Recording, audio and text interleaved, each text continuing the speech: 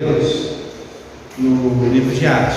Nós já chegamos no capítulo de número 20, de forma que eu convido você a abrir sua Bíblia em Atos, capítulo de número 20.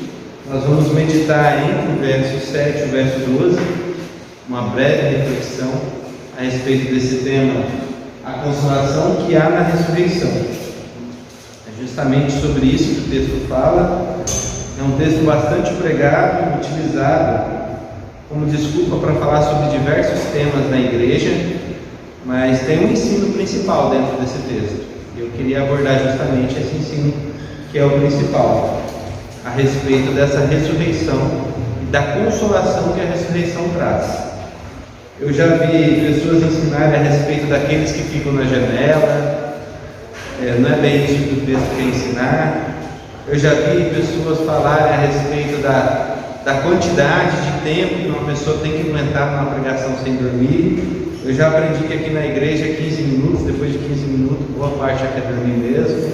Os bocejos, quase engole a pessoa que está do lado. Olha lá, dá um exemplo. Está quase engolindo já. Mas brincadeira à parte, não é bem esse o sentido do texto, a direção, apesar que dá para a gente falar sobre isso também. O grande ensino do texto é justamente a respeito da ressurreição, e é sobre isso que a gente tem que pensar. Então eu vou ler o texto e quero que você me acompanhe aí em Atos, capítulo de número 20, versículo 7 até o 12. Todos se encontraram? Amém. E diz assim a palavra do Senhor: no primeiro dia da semana, estando nós reunidos com o fim de partir o pão, Paulo, que devia seguir viagem no dia imediato, exortava-os e prolongou o discurso até a meia-noite. Havia muitas lâmpadas no cenáculo onde estavam reunidos. Um jovem chamado Eutico, que estava sentado numa janela, adormecendo profundamente durante o prolongado discurso de Paulo, vencido pelo sono, caiu do terceiro andar abaixo e foi levantado morto. Descendo, porém, Paulo inclinou-se sobre ele e, abraçando-o, disse: não vos perturbeis, que a vida nele está. Subindo de novo, partiu o pão e comeu, e ainda lhes falou largamente até ao romper da alva. E assim partiu. Então conduziram vivo o rapaz e sentiram-se grandemente confortados. Amém? Amém. Vamos orar mais uma vez? Santo Deus, amado Pai, em nome de Jesus Cristo, eu quero rogar ao Senhor que fale aos nossos corações, que a sua vontade, que é boa, perfeita e agradável, seja conhecida por todos nós aqui presentes e por aqueles que ainda assistirão esse vídeo. Que a sua vontade, Senhor Deus, seja o foco da nossa vida, que seja a nossa perspectiva, os nossos planos, a nossa estratégia de vida seja fazer a tua vontade. Em nome de Jesus Cristo, Senhor, tudo aquilo que o Senhor tem planejado para a vida de cada homem e mulher aqui presente se cumpra. E que isso seja para a honra, glória e louvor do teu santo e amado nome. Em nome de Jesus oramos agradecidos. Amém. E amém. Amém. Se você leu o texto com atenção, você percebeu que Paulo está durante uma pregação. Durante essa pregação, logo ali no versículo 1, tem alguns detalhes que vêm antes, né? Primeira coisa, primeiro detalhe importante, no primeiro dia da semana, ou seja, no domingo. Paulo estava pregando no domingo. Não era no sábado, não era na segunda, não era na terça, não era na quarta, não era na quinta, não era na sexta. Era no domingo. Primeiro dia da semana. E desde aquela época, desde a ressurreição de Cristo, que aconteceu também no domingo, os cristãos têm o hábito de se reunir no domingo para louvar ao Senhor. Eles separaram pelo menos um dia da semana para se dedicar ao Senhor. Isso é muito importante para nós. Nós vamos ver em outros textos que eles tinham realmente esse hábito, esse costume.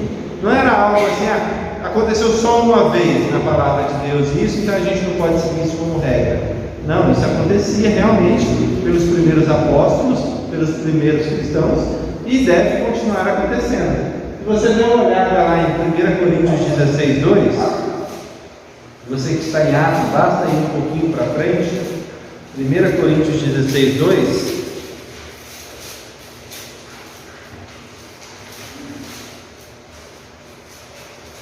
Está escrito assim: no primeiro dia da semana, cada um de vós ponha de parte em casa, conforme a sua prosperidade, e vá juntando para que se não façam coletas quando eu for. No primeiro domingo, ou seja, o dia que eles se reuniam, Paulo pediu para deixar separadas as ofertas, os dízimos e ofertas, tudo separadinho, para aquelas ofertas poderem atender às necessidades da igreja. Por que no primeiro domingo? Porque era o dia que a igreja se reunia. A igreja tinha um dia para se reunir. Isso não é interessante? Não é importante para as nossas vidas? Vamos dar mais uma olhadinha lá em Apocalipse capítulo 1. Apocalipse capítulo 1, livro difícil de encontrar, tá? Pega a sua Bíblia, vai até o final e volta, que aí você vai achar, é o primeiro livro de trás para frente. Capítulo 1, versículo 10.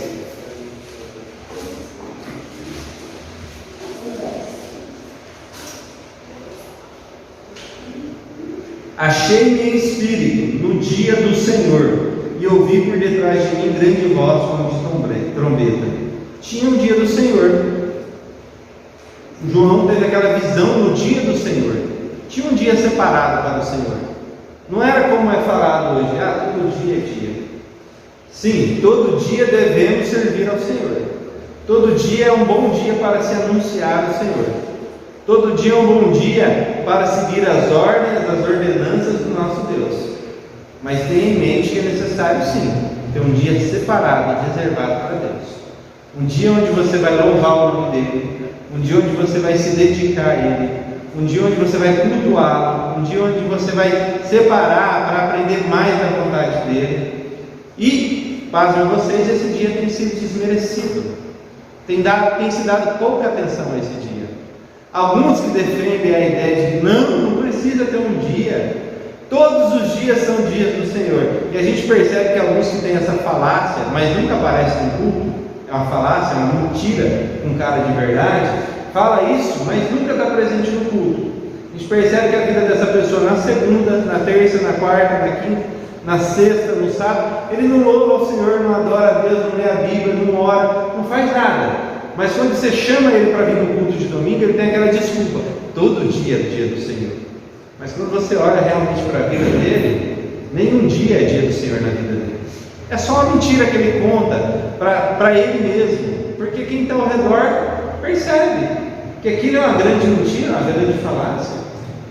Que apesar da pessoa falar isso de uma forma tão bonita, de uma forma que, nossa, como aquela pessoa é espiritual, todos os dias dela ela devota ao Senhor, na realidade ela não devota nem um dia. Ela não ora, ela não lê a Bíblia, ela não tem comunhão com os irmãos, ela não atua de maneira que as outras pessoas olhem para a vida dela e falem: aí tem um crente, aí tem alguém que serve a Deus, essa pessoa aí serve realmente a Deus. É uma grande mentira. Os irmãos, os nossos primeiros irmãos, tinham um dia separado, eles tinham um dia reservado para adorar o Senhor. Isso não quer dizer que os outros dias eu não deva adorar o Senhor. Muito pelo contrário, a pessoa que tem esse bom hábito, esse bom costume, a pessoa que se dedica ao Senhor um dia, é porque ela está querendo ter uma intimidade, um laço com o Senhor todos os dias. Demonstra compromisso, demonstra dedicação. Se um menino quer casar com uma menina e ele não põe uma aliança no dedo, não se compromete a nada, dá para desconfiar dessa proposta, não dá? Se a menina não olhar bem assim para ele e falar: acho que esse cara está querendo me enrolar. Ele fala que quer alguma coisa séria comigo, mas não se compromete a nada. Não tem um plano, não tem um projeto, não tem um envolvimento real. Dá para desconfiar um pouquinho, né? Com Deus é a mesma coisa. A pessoa que quer realmente estar do lado de Deus, ela se compromete a estar do lado de Deus. Se compromete sim a ler a Bíblia, a estar nos cultos, a orar. Se compromete sim a ter um relacionamento com Deus. Não vive dessa falácia, dessa grande mentira. E pasmem vocês que muitos crentes têm sido enganados por essa mentira. Por essa mentira que diz que todo dia é dia, mas na realidade é aquela mesma proposta, né? Porque quem é Deus para você? Deus é tudo. mesmo tempo não é nada, porque a pessoa não sabe falar quem é o Deus dela, não sabe como Deus atua, como Deus age na vida dela, não sabe como que Deus se relaciona com ela, e nem ela se relaciona com Deus. Deus é tudo e é nada ao mesmo tempo. Eu adoro a Deus todos os dias e um dia ao mesmo tempo. Bonito essas coisas, né? Mas é uma grande mentira. Na prática isso não tem efeito nenhum, não serve de nada, é uma mera falácia. E para aqueles que podem estar confusos também a respeito de qual o dia certo de adorar a Deus, a Bíblia ensina, demonstra claramente que os apóstolos, após a ressurreição de Jesus, continuaram adorando a Deus no domingo, no dia da ressurreição, não no sábado, como alguns querem. Mas teria algum problema se a igreja quisesse se ajuntar e se reunir no sábado? Problema algum. Poderia louvar e adorar a Deus da mesma maneira. E precisa deixar de adorar o domingo para se ajuntar e adorar o sábado? Claro que não. Pode adorar a Deus no sábado e no domingo, em reunião, em comunidade. Não precisa deixar de fazer uma coisa para fazer outra. Você, para adorar a Deus todos os dias da sua vida, você não precisa deixar de adorar a Deus no domingo. Você precisa sim adorar a Deus no domingo. Isso é necessário, é importante na sua vida. É importante na nossa vida como igreja. A igreja perde quando você não está presente. Porque nós somos homens e mulheres que fazem parte do corpo de Cristo. E cada membro, cada pessoa é importante. Até aquelas que dormem no culto. Por incrível que pareça, elas são importantes também. Porque Cristo morreu, deu seu sangue por essa pessoa também. Então é importante a gente entender isso. Que no primeiro dia da semana é necessário sim a gente se reunir. E não podemos nos esquecer disso. Segunda coisa importante, logo aí no versículo 7, que chama a atenção, é o que eles estão fazendo. Eles estão ali realizando uma ordenança do nosso Senhor Jesus Cristo. Eles estão partindo o pão. É a mesma linguagem utilizada em Atos capítulo 2, versículo 42, quando a igreja se reunia e partia o pão, e aí depois ia de casa em casa, ia anunciando o Evangelho. A linguagem é justamente essa quando você vai falar da ceia. A mesma linguagem falada no capítulo 10 de 1 Coríntios, quando se fala a respeito de partir o pão. Porque eles estão realmente ali partindo o pão, ou seja, estão realizando a ceia do Senhor. Jesus deixou duas ordenanças apenas, duas, não foi mais. A primeira, batismo. Todo aquele que crê em Jesus deve ser batizado. Creio em Jesus, creio. O primeiro desejo que brota no meu coração, que aquece o meu coração é: eu quero ser batizado. Eu quero mostrar para os outros que eu tenho um compromisso com Cristo.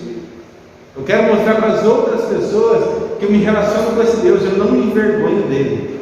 O batismo é algo que não dá para esconder. Você vai sair molhado. Você já imaginou o cidadão chegando molhado em casa e olhar para ele? O que você está fazendo? Tentando se batizar escondido? É meio complicado a vida, meio difícil. A mulher chegando com o cabelo molhado em casa, e aí? Não dá para esconder. E a pessoa nem vai querer esconder, porque ela está tão feliz com aquilo que aconteceu, que ela quer chegar para todo mundo, principalmente para as pessoas mais próximas, mais íntimas a ela, e contar aquela novidade, e quer que a pessoa se alegre com ela, e quer que aquela pessoa se envolva com Cristo também. É normal isso, e isso é gostoso. Então as ordenanças existem, duas, batismo e ceia. Nós as realizamos, e é muito importante realizar essas ordenanças. Volta ao exemplo do casal. Você imagina um menino ou uma menina que quer casar, mas o menino não coloca uma aliança no dedo da menina. Ele não mostra claramente aquilo que é a intenção dele com a menina. Esse menino não põe uma proposta para a menina: olha, vamos alugar essa casa, põe uma aliança no dedo, vamos alugar essa casa e vamos comprar os móveis e vamos ter a nossa vida. A menina olha para o menino e fala: esse caboclo aí não quer nada com nada não. Tem 14 anos que ele está falando que a gente vai casar e a gente nada. Nunca comprou uma aliança, que isso? Esse caboclo só quer me enrolar, não é não?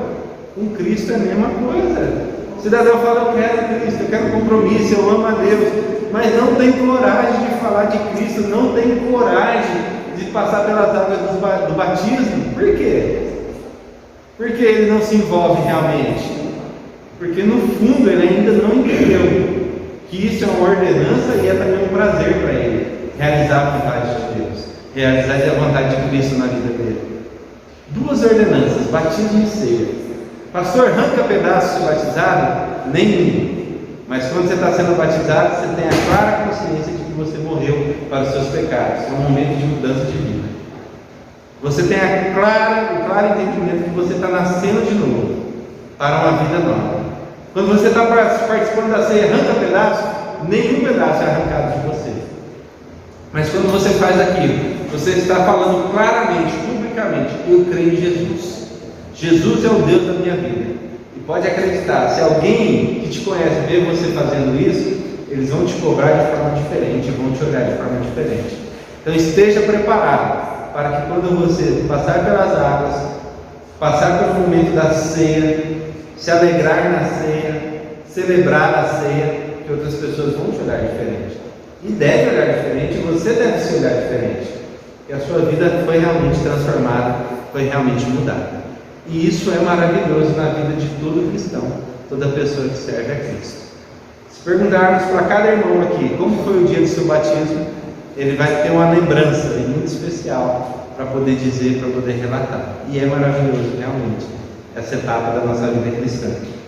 Outra coisa que fica clara durante a leitura desse texto: a igreja se reunia, a igreja celebrava as ordenanças.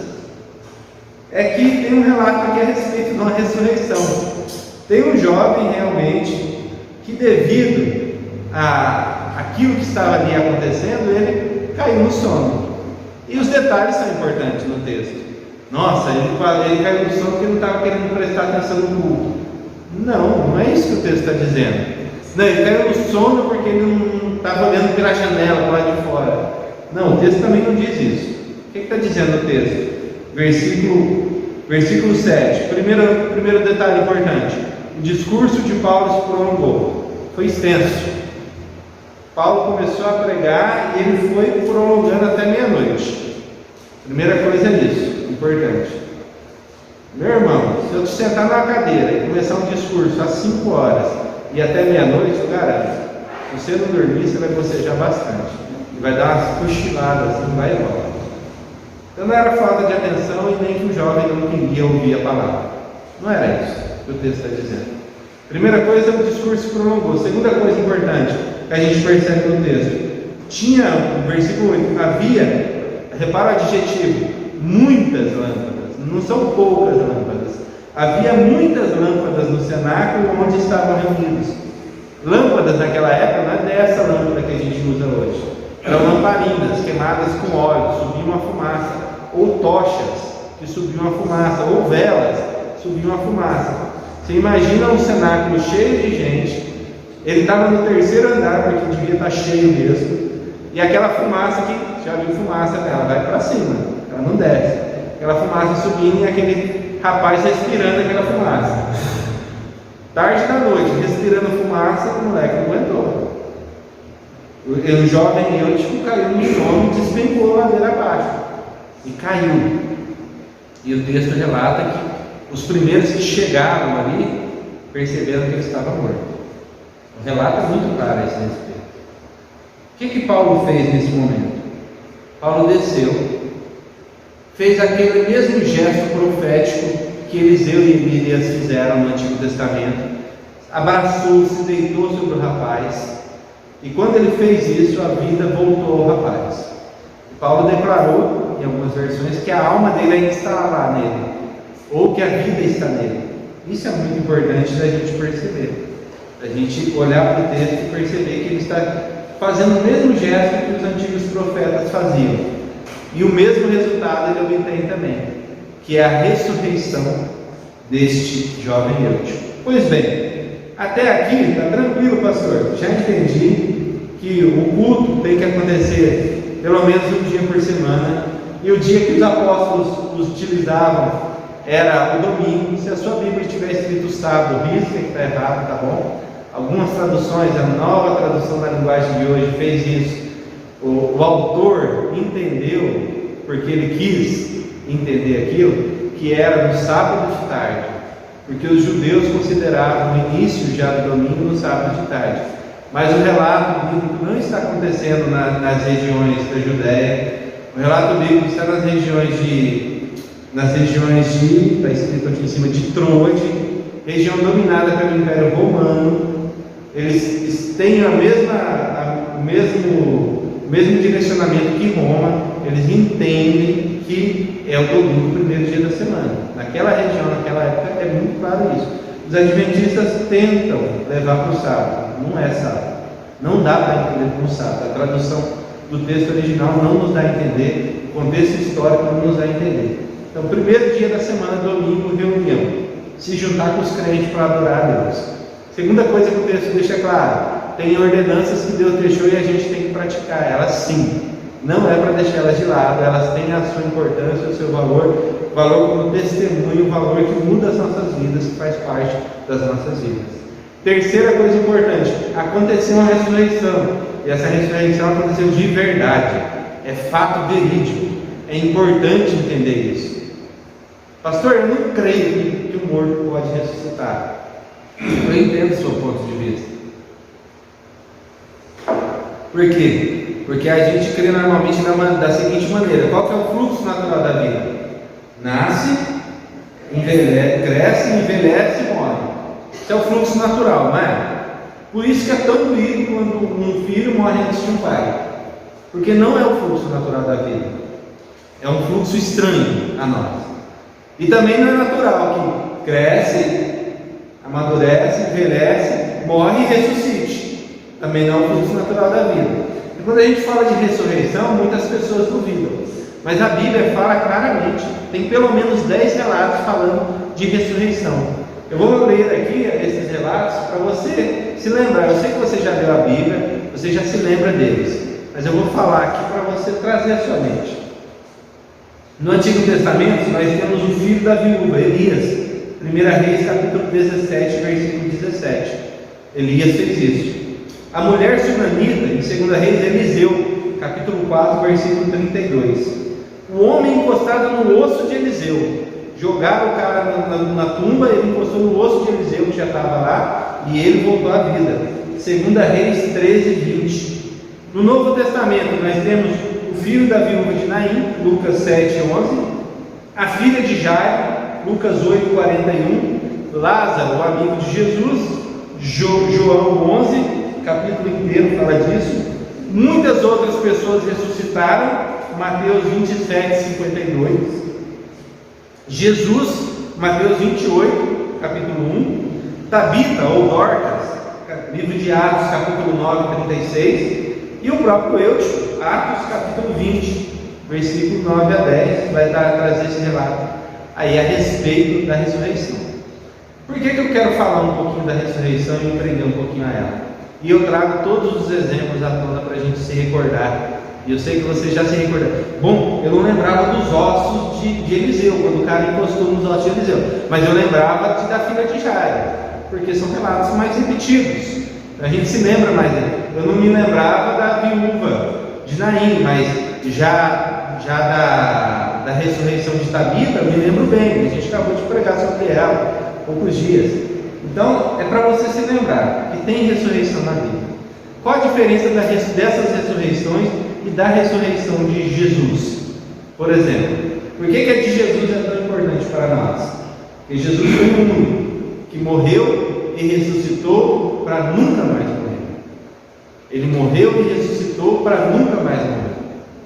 Se procurarmos o corpo, as evidências do corpo de Lázaro, de Tabita, de Eliseu tinha até os ossos relatados na Bíblia. A gente vai encontrar os corpos, as evidências. De Jesus não tem corpo, não tem nada, porque ele ressuscitou realmente. Mas por que então essa grande dificuldade em crer-se na ressurreição? E aí a gente entra em alguns pontos que é necessário a gente entrar, é necessário se voltar para eles. E para isso eu quero te chamar a abrir a sua Bíblia lá em Marcos, capítulo de número 9. Marcos, capítulo de número 9. Olha só o que aconteceu em Marcos, capítulo 16, desculpa, eu estou lendo o versículo e não o capítulo. Capítulo 16, versículo 9.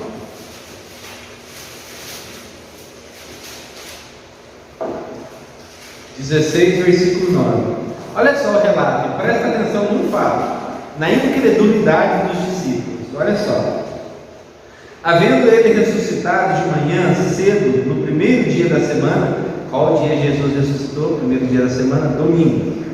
Apareceu primeiro Maria Madalena, da qual expelira 7 demônios.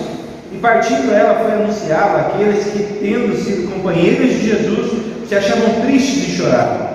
Estes, ouvindo que ele vivia e que fora visto por ela, não acreditaram.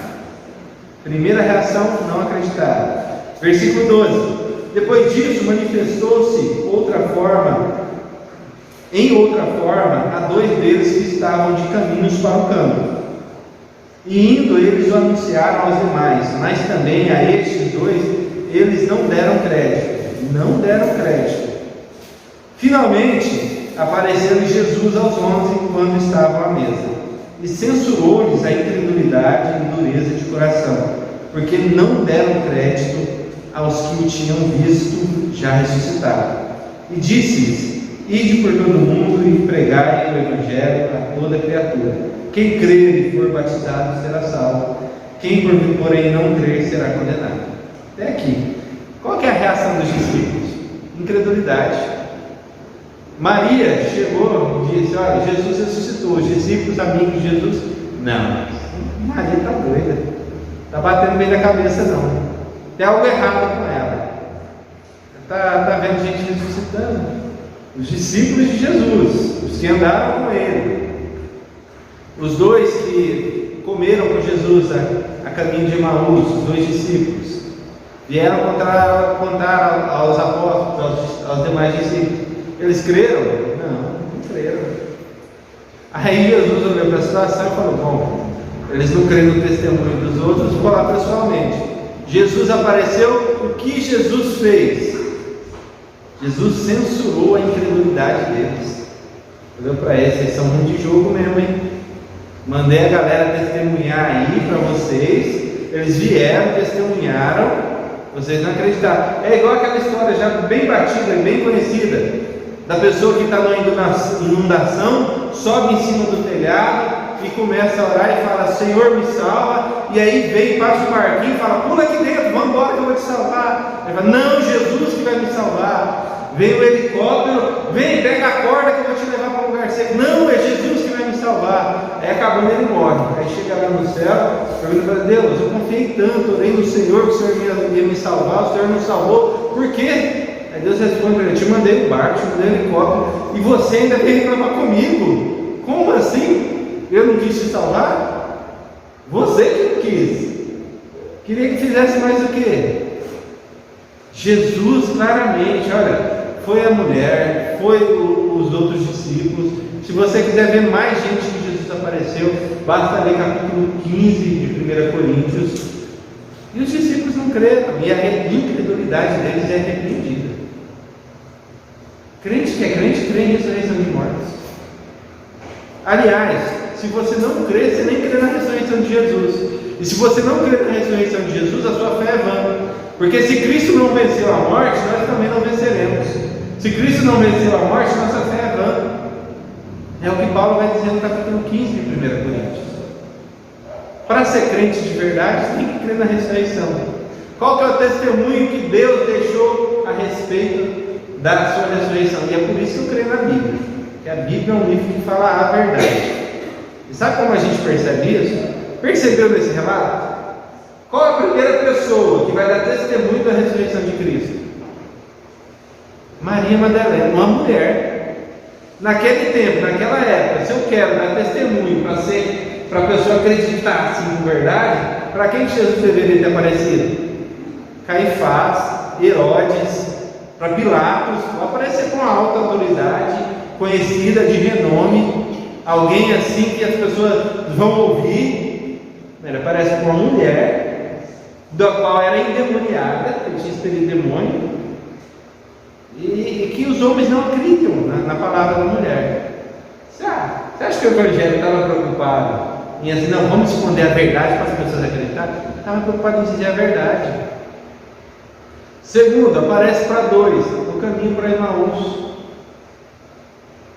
Não aparece para uma grande multidão de cara, aparece para poucas pessoas. Terceiro, Jesus, se a Bíblia, alguém quisesse mentir a respeito do relato bíblico da ressurreição de Cristo, ia escrever assim: imagine você, estou querendo começar uma religião. O que eu quero que essa religião tenha? Credibilidade. Aí eu vou escrever logo no início que as pessoas, os principais discípulos de Jesus, não acreditaram. Não, eu vou crer não. Jesus, olha, Maria falou e os discípulos falaram: eu já sabia, eu tinha certeza, ele falou que ia ressuscitar. Não, o texto diz que eles não creram. Fala a verdade a respeito da vida desses discípulos. O primeiro impulso deles foi não crer. Se eu quisesse criar uma religião, se a Bíblia tivesse esse interesse, ela ia esconder os fatos, se fosse alguma maldade do ser humano. Mas a Bíblia é verdade, verdade suficiente para esses mesmos homens que contaram que Jesus ressuscitou, estivessem dispostos a ir até a morte. Os discípulos, quando confrontados, fala que é mentira. Eles: não, vamos morrer mesmo. Vamos morrer porque é verdade o que eu estou dizendo. Ele ressuscitou, eu o vi, ele apareceu. Não tem mentira nesse relato. Então quando alguém te perguntar por que você crê na Bíblia, na Bíblia é digna de confiança, fala: mostra isso para ela. Olha, se não fosse, os caras são muito de jogo, hein? Eles deviam ter mudado aqui, devia ter mudado todo o conteúdo aqui. Como é que eu quero criar um negócio que fala que os primeiros já não acreditavam? Vocês percebem? O relato bíblico está preocupado com a verdade, está preocupado com aquilo que realmente aconteceu. E aquilo que nos chama a atenção nesse texto é a incredulidade das pessoas a respeito da ressurreição. Boa parte das pessoas acreditam na morte de Jesus, mas não acreditam na ressurreição de Jesus. Nem é pregado sobre a ressurreição de Jesus nas igrejas hoje em dia, de tanto que é o coração do ser humano incrédulo e duro. Mas ninguém vai entrar no céu se não crer na ressurreição, porque o que nos salva não é a morte de Jesus, não é a morte. Se Jesus tivesse só morrido, nós não seríamos homens e mulheres salvos. O que nos diferencia de toda e qualquer religião é o fato de que o nosso Deus está vivo, Ele ressuscitou. Quando nós olhamos para a cruz é um símbolo para nós porque ela está vazia. Se tivesse o Cristo pregado nela, para nós nada seria. Quando nós olhamos para a tumba vazia, ela é um símbolo para nós porque ela está vazia. Porque se ela estivesse com alguém lá dentro, ela nada seria. Por isso que nós não santificamos ninguém, porque está lá o corpo morto. A gente não adora ninguém morto, a gente adora um Deus vivo, um Deus que ressuscitou, vive pelos séculos dos séculos. Ele é Rei dos Reis e Senhor dos Senhores.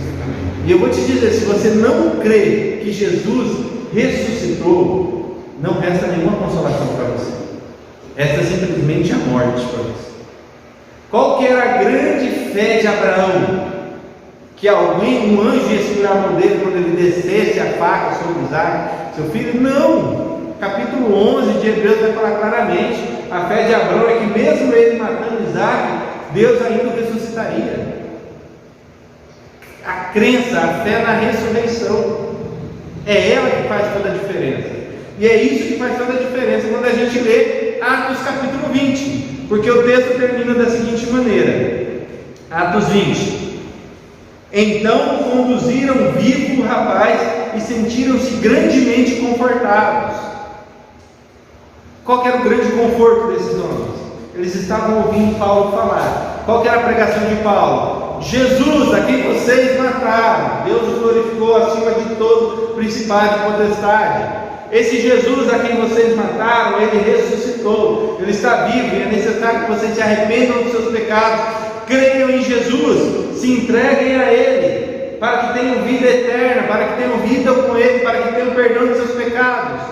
E as pessoas estavam ouvindo Ele pregar sobre isso, e aí acontece isso na frente delas. Uma pessoa é ressuscitada pelo poder de Cristo, pelo poder de Deus, e elas saem dali consoladas, confortadas, porque estão diante do grande poder da ressurreição. E esse é o grande conforto que nós precisamos ter em nossas vidas. Em nossas vidas, o nosso grande conforto não é que nós estaremos livres das nossas lutas e das nossas dificuldades. O nosso grande conforto é de que nós ressuscitaremos e estaremos com Jesus Cristo, vivendo pelos séculos dos séculos, vivendo pela eternidade com Ele. Essa é a grande consolação que nós temos. Vida nessa vida, quem prometeu foi Satanás, foi o diabo. Quem prometeu riquezas para quem o adorasse nessa vida foi o diabo, foi Satanás. Jesus Cristo deixa muito claro no testemunho que Ele vai buscar os que são seus.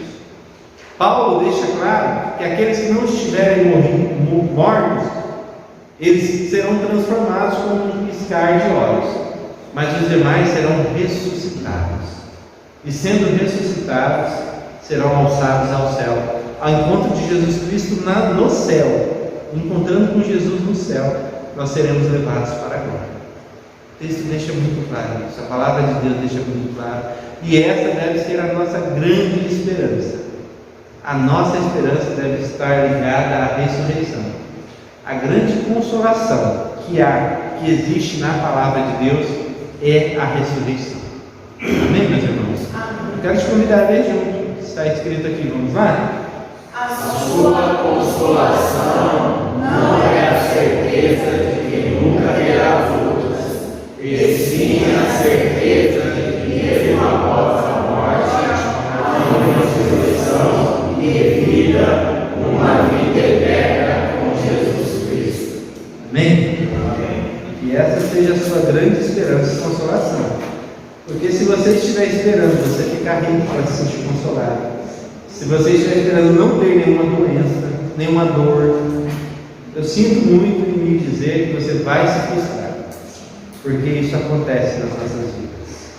A vida tem lutas, dificuldades, dores, mas a nossa grande esperança, expectativa e fé é respaldada pelo Senhor que ressuscitou os mortos, aquele Senhor que ressuscitou, saiu da tumba e deixou a tumba vazia. E assim como Ele fez, Ele fará conosco também. Vamos orar nesse momento? Santo Deus, amado Pai, acorda aqueles que dormem, Pai. Acorda aqueles que têm dormido realmente, vivido uma vida espiritual distante do Senhor. Essas pessoas que estão se envolvendo com misticismo, estão mais preocupadas qual é o signo, o que se fala sobre o signo dela. Essas pessoas que estão se voltando para práticas que não tem nada a ver com a palavra de Deus, acorda essas pessoas, Deus, em nome de Jesus. Essas pessoas que estão sendo levadas pelas lendas, pelas histórias de homens, pelas novelas, pelas séries, por tudo isso, acorda essas pessoas, por essas fábulas, acorda essas pessoas para um relacionamento contigo, Pai. Elas precisam ser ressuscitadas, realmente, literalmente, porque estão mortas em seus delitos e pecados, vivendo uma vida que desagrada a Deus. Em nome de Jesus, ressuscita, Pai. E dá no coração delas, coloca no coração delas a certeza da ressurreição, a certeza de uma vida contigo, a certeza de que o Senhor é a grande salvação para ela. Em nome de Jesus, Pai. Vivifica a nossa igreja, ressuscita os que estão mortos e traz a certeza e a consolação que existe na ressurreição aos nossos corações. É no nome de Jesus que oramos agradecidos.